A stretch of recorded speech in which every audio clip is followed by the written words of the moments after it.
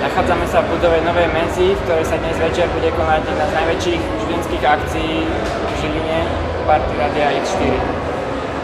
Radio X ako študentská organizácia získala svoju popularitu nielen vďaka kvalitnému rozhlasovému vysielaniu a skvelým cenám, o ktoré sa denne súťaží, ale preslavila sa aj nezabudnutelnými party. Prvé dve pod názvom Pepino Party zaznamenali u študentov obrovský úspech a tak sa v tradícii pokračoval aj naďalej. Každý semester je pre študentov pripravená skvelá moderovaná akcia, kde môžu vyhrať množstvo zaujímavých cien. Prípravy na party vrcholia, slaďujú sa posledné úpravy, SBS služba a záchranári sú v pohotovosti. Spýtali sme sa organizátorov akcie, ako prebieha predpredaj lístkov a prípravy na večer.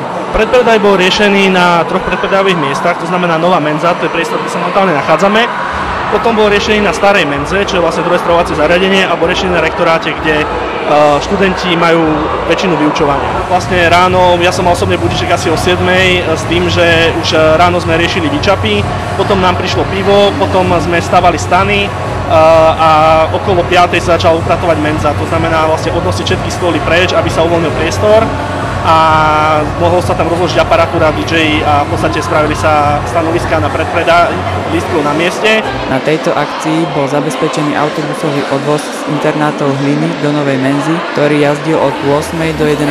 hodiny. Po predošlých skúsenostiach sa organizátori rozhodli zvýšiť kapacitu návštevníkov na 3000.